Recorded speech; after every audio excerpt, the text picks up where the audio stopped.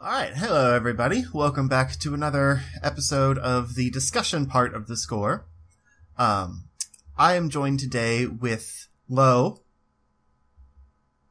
Hey everybody, what's up? Also known as Nero the Hero, of course. And he has joined me to be my expert on marketing this month. Do you want to tell us a little bit about what you do? What makes you, qualified to discuss this? Yeah, sure. Well, to be honest with you, I haven't had any official, formal education as far as marketing goes. I just kind of sort of fell into it just over the course of my several careers that I've had. I guess when I really started getting into it was when I worked at a local dealership back home in California. I started off in sales, and then eventually they had moved me over to inventory, which part of it was photographing the vehicles and taking videos and stuff like that. So what I started doing was, because before they were pretty bland as far as the videos, it was here's the car, here's this, and here's that. So I'd actually throw some personality in there, stuff like that, have some really professional photos. Anyways, long story short, so that kind of took off for me. So they kind of put me in charge of social media marketing for the dealership. And we ended up doing events and stuff like that too. So I have a little bit of event marketing experience from that. And then I had moved to Las Vegas, Nevada, where I am working for Action Coach is the name of the company currently. And initially they hired me on as just kind of a marketing assistant. So I would pull reports, stuff like that, sit in on meetings, take notes, what have you. And one day they held a meeting about the YouTube channel and the YouTube content and how we could improve it. So me being Mr. I love watching YouTube all the time, I shot off all these ideas. I'm like, I really like when people do this or that, blah, blah, blah, whatever. And then at the end of the meeting, they were like, okay, those are all really great ideas. So you're in charge of the video production now for the company. So I was like, oh snap. It was really interesting because at that point, about a year and a half ago now, I had very little to no video editing experience. The most I had was messing around in iMovie or something like that, but pretty much. So I had to learn pretty quick, needless to say. So anyways, I took to YouTube, of course, and various other information sources like lynda.com, where I learned on video editing, just that, and also just kind of messing around, just poking around in the software, really just clicking buttons, see what does what. Yeah, and the reason I wanted to kind of, open with that is to segue into the fact that marketing isn't really a set path or anything. There's a lot of ways to do it, and as a marketing student, I personally have no real professional experience in marketing. I'm just kind of learning how it all works in hopes that, I'll be able to transition that into something. But it's kind of cool to think that, you can go in with no experience and get all of your experience in the field just through sheer, willpower, and good attitude and stuff. So I guess what would you kind of say is a good process? As far as marketing yourself, I would say before you do anything, you need to establish your brand. Cause whether or not it's a YouTube channel or even if it's just a Twitter account or something like that, you need to brand yourself, and you need to do it consistently, because otherwise when you start marketing yourself online, you're just kind of throwing out a bunch of random stuff. Then after you establish your brand, then it's time to figure out what kind of platforms you want to market yourself on. So it's, if you for example, if you have a YouTube channel, obviously you're going to market yourself on YouTube. Twitter is also a very, very good platform as far as marketing your channel. Facebook, Google Plus, yeah, Reddit. Reddit, exactly. Yeah. I'm actually not that deep into Reddit, actually. That's one of those things I need to dive into and just kind of check it out and see what it's all about. Yeah, it still scares me. It reminds me of 4chan, and I don't know. I can't. I think that's part of the reason I'm kind of scared to go in there too. I'm I don't know. What am I going to see? What's going to happen? I don't want to click on the wrong thing. But, yeah, for me, example, I started my kind of personal marketing with my blog. And, you know, the blog doesn't get a ton of activity, but, part of the reason for that is because my content isn't very consistent, but I'm working on that. Just between, you know, just personal projects and work, it's pretty hard to balance things, but anyways, it started off with my blog, and then I just thought, okay, well, what happens when I want to put videos up on my blog? Where am I going to host my videos?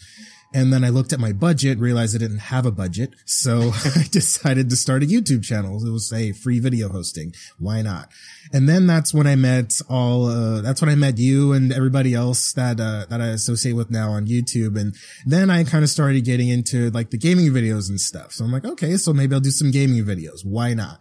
So it really, I guess what the main point really is that, marketing, whether you're marketing yourself or a company or something like that, it's something that's constantly evolving and changing with not even the brand itself, but also it's really the audience that dictates how marketing needs to change. So, part of the reason I had kind of fallen away from the blog and the written content was because I started getting into more of the YouTube stuff. Because I feel like people are more inclined to watch videos nowadays than read several paragraphs in a row, unless it's something they're really, really interested in. So, so I would say my focus has definitely shifted more towards video. For the time being anyways. I mean, I'll probably get back more into like content writing and stuff like that. And having a blog or something to that effect is definitely a good way to get real world practice on it, because especially on, what is it that I use? WordPress, because it has like a kind of like a comment sort of section. So people can comment on the post that you write and kind of let you know how you're doing, you know, whether they agree with you or disagree on your points and stuff like that. So yeah, there's that. Other than that, it's really just coming up with good content that people are going to be interested in, which it's easier said than done because that's all of what marketing is. I mean, there's certain marketing firms out there that could pay thousands and millions of dollars to come up with a message that is going to capture people's attention within 9 to 10 seconds. It's not an easy task. So that's where knowing your audience comes in. Well, I guess before knowing your audience, you have to know what kind of audience you want to reach, I guess. So the demographics. So for example, it's really interesting because as far as gaming and stuff like that goes, the demographic for that is mostly, I was looking at my analytics for my channel. For me, it was 24 to 35 or something like that kind of range, which it basically consists of 90s kids. So it's pretty cool because I know the audience already, you know, I am the audience essentially. So, but needless to say that you're going to eventually at some point, you're going to need to do research to get to know your audience better, which is why YouTube is such a great platform for stuff like that. Because again, with the comment section, you can directly connect with the people who watch your videos and stuff like that. So if you are on YouTube and you're not using your analytics, start using your analytics. They are amazing. They show you who's watching, why they're watching, where they're watching from. You know, all of that stuff is in one thing, and it could not make your job any easier because you know exactly what's working and what's not. So you also know where people are coming from. So you know, who not to offend or like who to kind of, for lack of a better word, pander to. If you have, 90% of your audience in like Germany, maybe, do some like German candy taste tests or something like that, something that your audience can relate to rather than like America all the time. I mean, sure, you could get more of that audience then, but you're going to lose what you already have. So it is important to know your audience and to work with that audience. However, as far as the comments section, there is the whole issue of the potential toxicity of it. So, there's always that comes into play. But I mean, if you're going to market yourself online, the internet is an enormous place and a lot of people have access to the internet. And so there's going to be a lot of terrible people that say terrible things. So, I mean, I guess that's another part of the process is just you have to have thick skin. You have to stay professional and you have to not let some things that people say to you or do to you affect you on a personal level, because as soon as you bring your own emotions into your marketing or anything like that, which is hard not to do because a big part of marketing is getting an emotional response from people. Like marketing is emotional. So it's a really challenging field. It really, really is because, like you get emotional, you respond, like you put up a video, you're angry, you're saying a bunch of stuff, talking a bunch of crap to people. Then next thing you know, like your PR is basically done. So that's one thing. One big thing that you have to do, especially with like YouTube and stuff like that, it's really easy to get tied personally into it, especially if it's a channel that you started like, a year ago or a year and a half ago. Like you've seen this like little channel grow into like what it is today. So there's obviously going to be some sort of attachment to it. We're humans. We get attached to things, so yeah, it's just a really challenging thing, but you just have to be able to separate your professional life from your personal life. Marketing is it's a constantly evolving beast, and it's something that you just have to stay on top of it. Really. I guess that's really the main point of, everything I've been kind of rambling on about is just staying up on it and just getting out there and getting involved in your audience, because people like to have that personal connection, especially if it's like whether it's a brand or a YouTube personality or what have you. I'd say that's probably the first thing you should think about, as far as building a marketing kind of, portfolio, I guess, because if you don't have a solid brand from the start, you're not really going to have anywhere to jump off from. Exactly. When I started this channel, for example, it was basically the whole thing of Zero Score was that I fail at video games. Like, I'm an okay gamer, but anytime someone's watching, I can't play well for some reason. Like my friends have always joked about that. Like, oh, you suck at games. It's like, not when I play by myself. So I kind of created this channel to exemplify that fact, because obviously if you're playing online, you're playing for people. So of course I would suck if I'm trying to commentate and play and stuff like that. And that worked for a while. But you can only fail at so many games so many times before it kind of gets boring to watch, and for me, boring to do. So I wanted to start branching out. But, Zero Score is what I created. Like, I really like that name and, the meaning of that, because everyone's always called me Zero anyway. It's kind of like my online name. So it's like, I'm going to keep Zero. I'm just going to kind of, mix the meaning. So once that brand was created, that was what I had to work with. Mm-hmm. So I started branching out to more things like, this show, for example, is called The Score.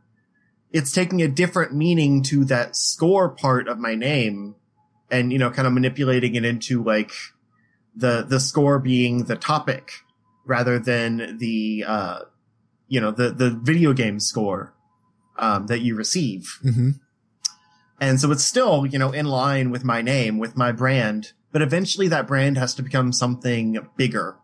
If you look at someone like, I can't even think of like a lot of the big people because I don't watch them, but let's just go with PewDiePie because, he's the name. His name is nonsense, isn't it? Like, does it mean anything? First time I tried to read it, I was like, what? Like, who is this guy?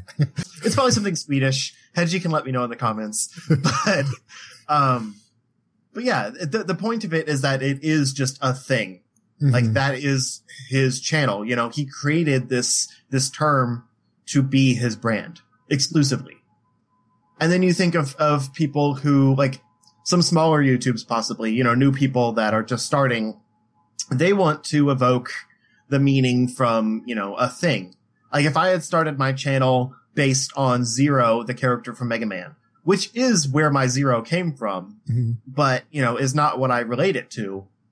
If I had started that way, I would be tied to that character. You know, there would be that direct reference. Right. But instead, I am Zero. I am my Zero, because there's other Zeros out there. There's, you know, Zero from Borderlands. There's Zero from Nightmare Before Christmas. Like, there's these different characters that all have the same name. So why can't I also be Zero? So I think it's important to create a name, however you want to create it. Exactly. You know, create that symbol that you identify as, whether it's related to some other kind of icon or your own personal creation, like Nero the hero. Make it your own. Right. And whatever like theme you have to your brand can change over time, as long as that brand is yours. Exactly. But if you're called like 360 no scope gaming, I hope that's not a thing. Then you're kind of tied to like trick skills in shooter games. Right. Like, how can you branch out from that? Yeah. So then at some point you end up changing your name. And, you know, like, everyone come over to this new channel halfway through its life cycle. You gotta rebrand and stuff like that. Rebranding is probably the most expensive process, if anything. So you definitely want to get it right the first time. Yeah. After that, a lot of it is just good marketing tactics, really. Like you mentioned, you know, using different websites like Twitter and Facebook and all these other places where you can go to put your name out there to whoever is, you know, looking. But you want to do it the right way. You kind of briefly touched on the negative side of the internet, and it's really easy to get caught up in that because people respond to negativity more than positivity. Right. But are they really giving you the response that you want? To kind of go against your point of not sharing too much personal stuff, I share a little bit too much about myself. And so I'll just say right now, currently, like, I'm a security guard. I'm not going to say anything else about it, but, at the place that I, you know, secure, there's this guy that comes in pretty much every night just to use the internet there. Like he'll sit at one of the tables, you know, with his laptop and do whatever he does on the internet. And one night I went up to him and said that we're closing soon. And he's like, "Oh no. Like, does the internet still work outside? 'Cause I'm in the middle of an argument on the internet." It's like he really needed to win. And that's probably not the best way to do things. Like, yeah, if you're that into, like, you know, arguing with someone on the internet, there's better ways. So I say that to say, you know, be careful with how you represent yourself online, because your name is everything. If you don't take your brand, your name seriously, then you're not going to have success in whatever you're trying to do. You look at some of these big companies out there, you know, with actual products that have one bad press, and suddenly they're in some kind of PR nightmare and they can't always recover from. It happens a lot. Like when Radio Shack got in trouble for releasing, what was it? Sprint customer information, I think it was. I think so. Again, yeah. I'm a marketing student, so I hear all of the, you know, the scary stories in my textbooks. You're too busy living marketing to but yeah, I think it was something with like releasing customer information. And they were already in some hot water just for, you know, bad business decisions and kind of almost going bankrupt and stuff like that. And they couldn't recover. And now for a while, they were like, I think they declared bankruptcy and were shutting down locations all over the place. If anything's worse than losing your brand, it's losing your credibility, you know? Cause I mean, once you lose that, it's like, oh, like no one even wants to hear what you have to say anymore, you know? So like Chick-fil-A a few years ago when they, you know, came out against gays, like a lot of people stopped eating there. Like they might like Chick-fil-A's food, but they don't like their principles, and so they stop. And granted, a lot of people started eating there because they agreed with their beliefs, but that's a whole different discussion. So I mean, you might end up segmenting your audience sometimes, with, you know, certain ways that you present yourself online. If you come out as, you know, an advocate against one thing, there's your audience. Your audience is the people that agree with you. Right. You're just going to alienate yourself from anybody who disagrees with you. And some of that is the idea of sharing too much of yourself online. Because if you give away a lot of your personal beliefs, people that had no real reason to know that stuff and to care about, you know, you in that way suddenly don't like you. Yeah. Even though your content was enjoyable, you know, you were entertaining as a person, that one personal belief sets them off and you lost them. Yep. And what's the point in that? You are here to be an entertainer, at least in this, in this field. If your job is to be an entertainer, who cares what you believe personally, as long as you are entertaining? Exactly. And that might sound a little bit callous, but your job isn't out there to be an advocate. It's to be an entertainer. Right. That's the entertainment industry. That's what it is. There's a lot of scumbags in the entertainment industry. Trust me. Oh yeah. With YouTube, it's a little different because it's kind of one personality. So if you don't like that person, like a lot of the drama out there right now with people, like it might be someone that's totally entertaining, but they get caught up in all the drama and you don't want to watch them anymore. Right. I understand that because they entirely change their content around something that's popular that you don't enjoy anymore. You have every right to stop watching them. Mm-hmm. But why get caught up in that in the first place? Because it gets views. Yeah. I mean, okay, so do you remember the whole thing with Jimmy Kimmel going on TV and talking crap about gamers and Let's Plays and all that? Yeah. And then there was that huge backlash. They got all the dislikes and stuff. And then they came out with another, video with Markiplier. And then there was some other girl on there. And then he was like, oh, well, look at me. I'm trying to get to know you guys. And then after all of that, I thought about it and I was like, they planned this whole thing from the beginning. We got played. Cause, okay, they got so many views from putting out their negative message. You know what I mean? And then they release a follow-up video saying, oh no, look, we're not that bad. Or Jimmy Kimmel, I'm not that bad, and then you still have all these same people who watched the first video and got all pissed off and up in arms about it. You have them watching the second video being like, oh, he's not that bad of a guy after all, whatever, click like, whatever. So, that's another thing, like likes or dislikes. It doesn't really matter in YouTube. Engagement is engagement. So either way, like their priority shot way up. So they planned that whole thing from the beginning. And after I sat down and like thought about it, I was like, oh man, I feel so like abused. But hey, it dirty. I need an adult that isn't Jimmy Kimmel. Yeah, exactly.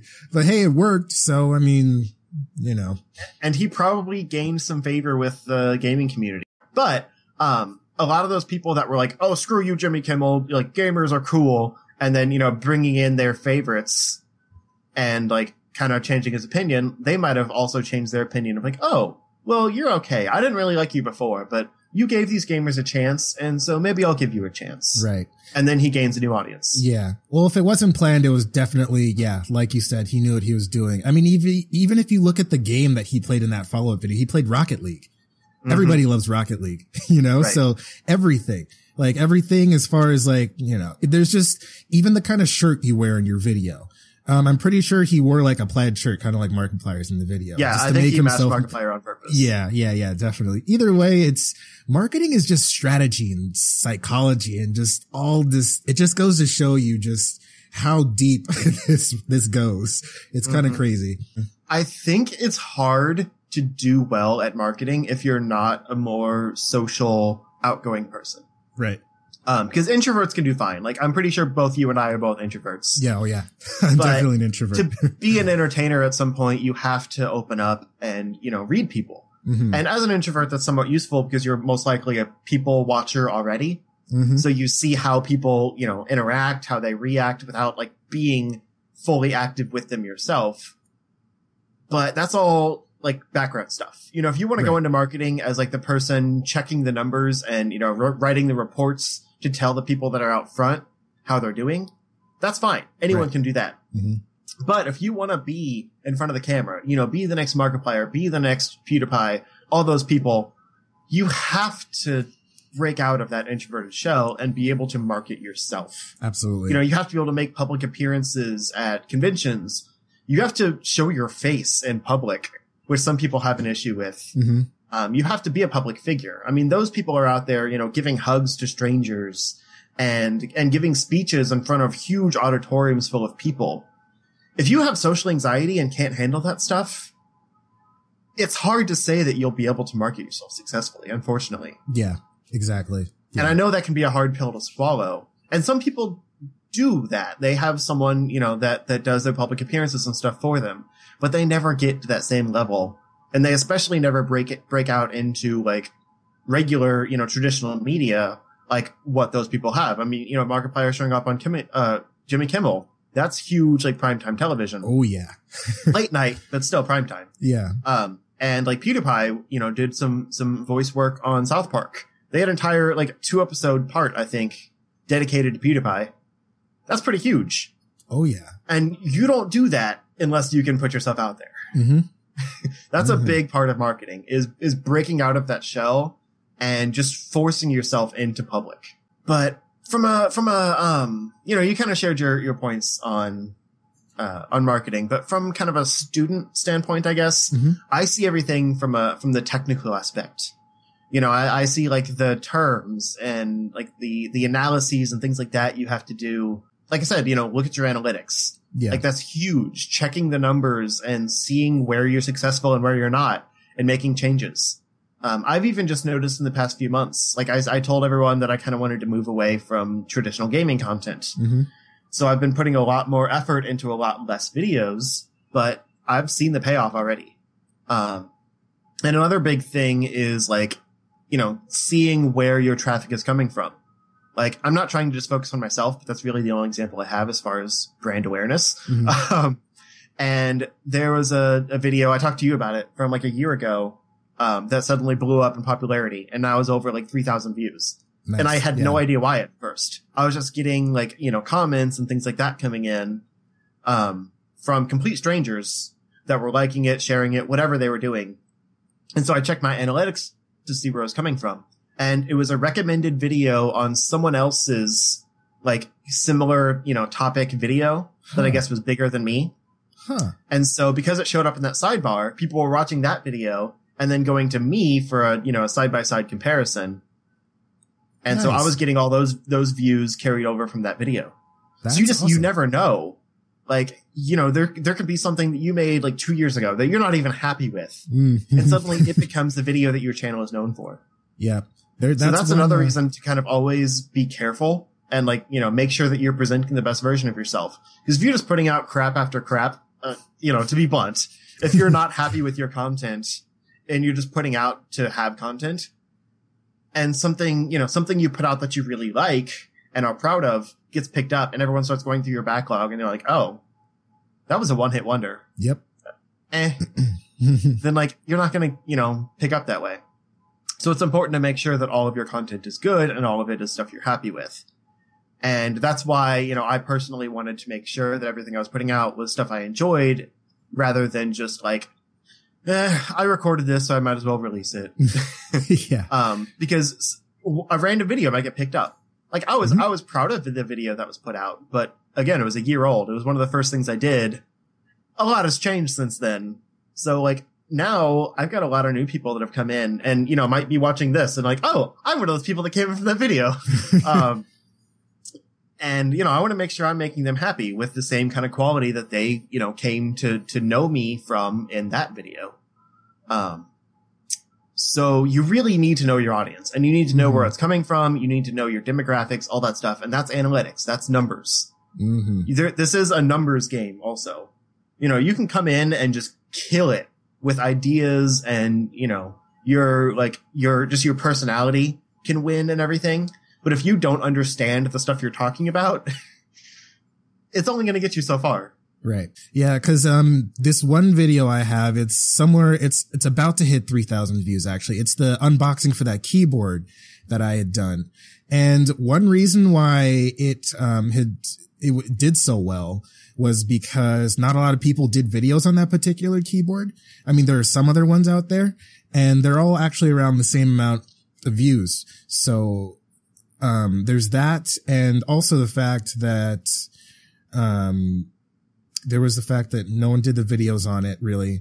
And also it was just me unboxing it. And also it was not the most expensive product out there. A lot of people who do these unboxings, like the bigger channels, they do a lot more expensive gear and stuff like that. But not everyone has that kind of budget. So again, that kind of just circles back to knowing your audience and stuff like that. So yeah. And definitely a good kind of rule of thumb is to sometimes do things that no one else is doing.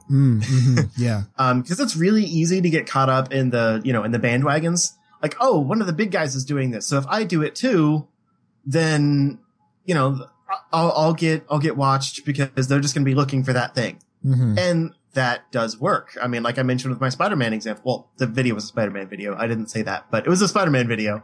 A lot of people were wanting Spider-Man information because, Marvel hype. And so that just randomly got picked up as part of that hype. That was cool.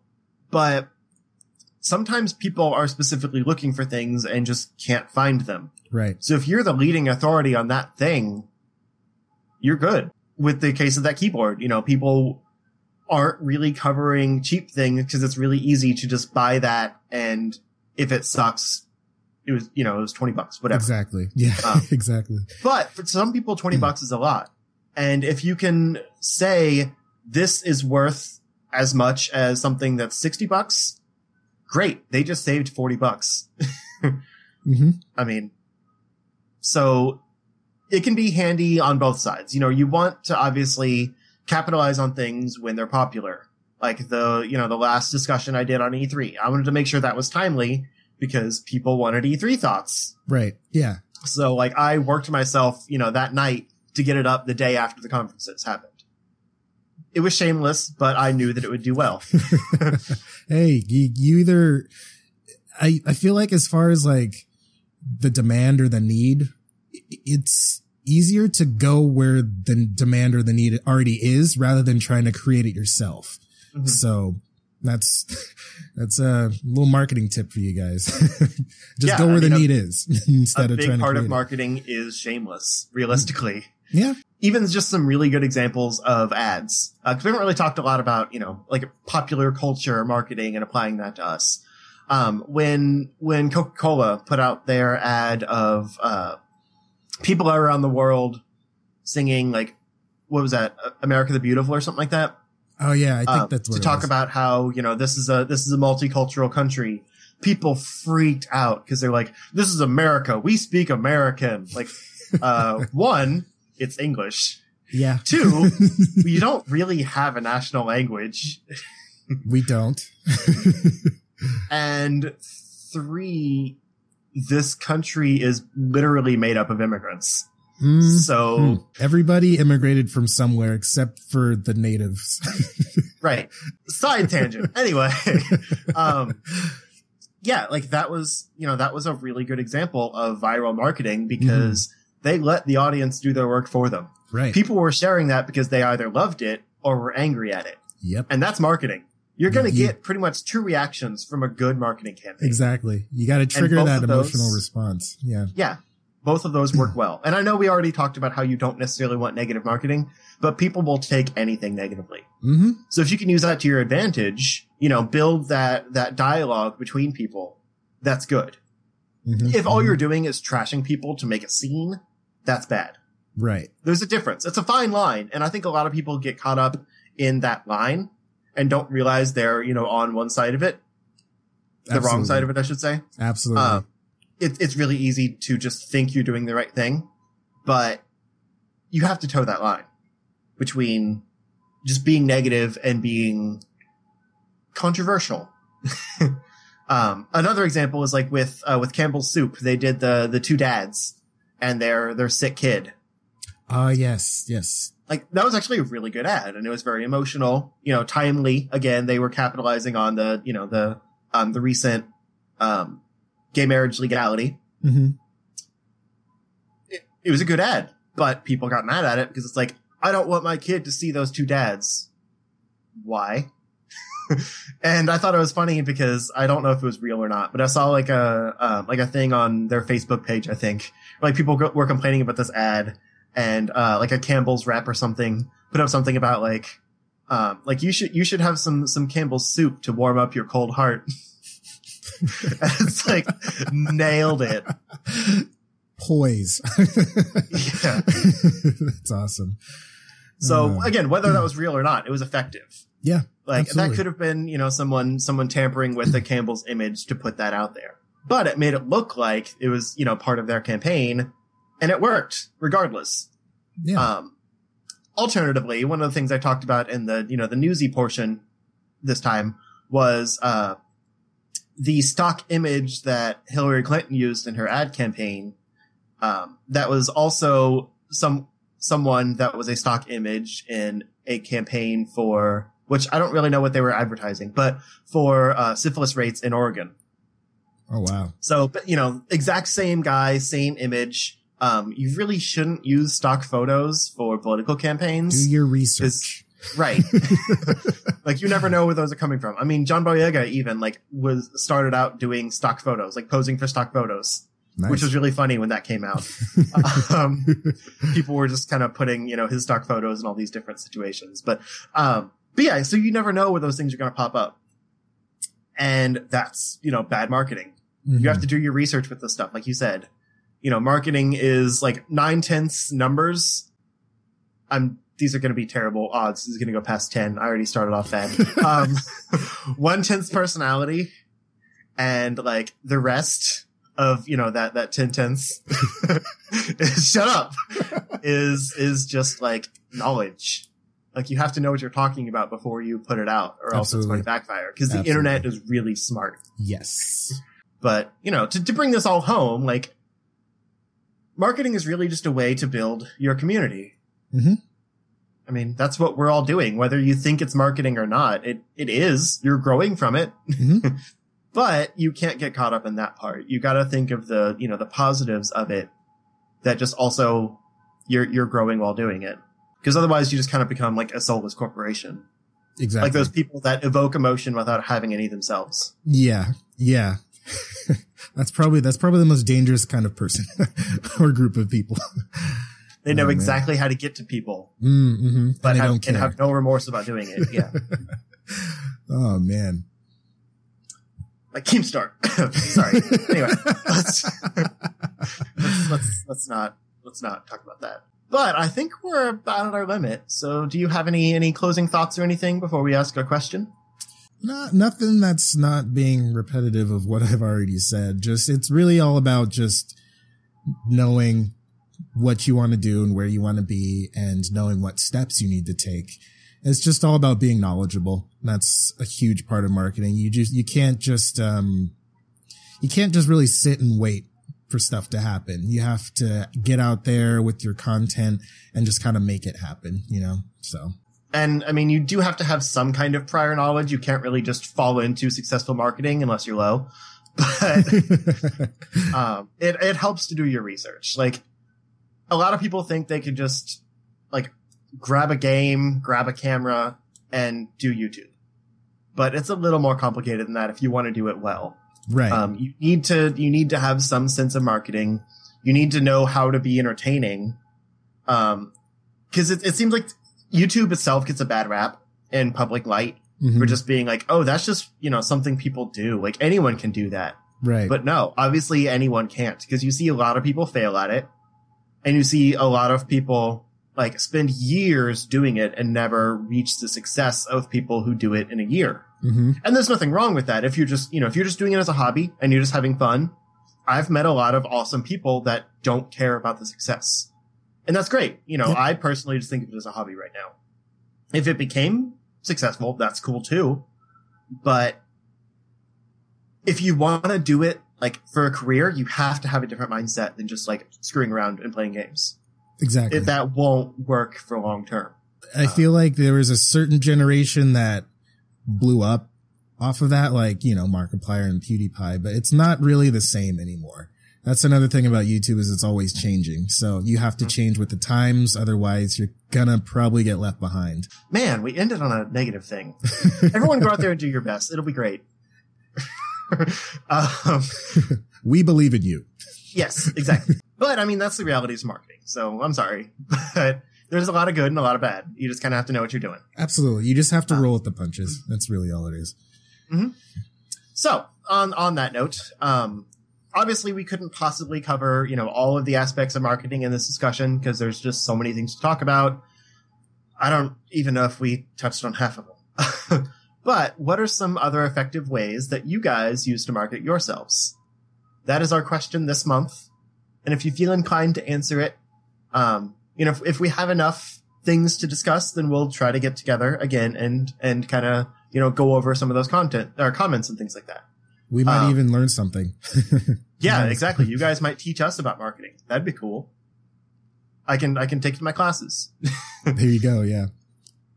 But I want to say thank you, Lo, for joining me. Yeah, absolutely. Thank you for having me. It's been a great pleasure. Yeah, and I hope you all learned something as well. If not, I hope it was an entertaining discussion, and you can just call us losers for not knowing what we're talking about. But yeah, that's all we got. So if you want to say bye to everyone out there. Thanks for watching, everybody. I'll see you guys next time.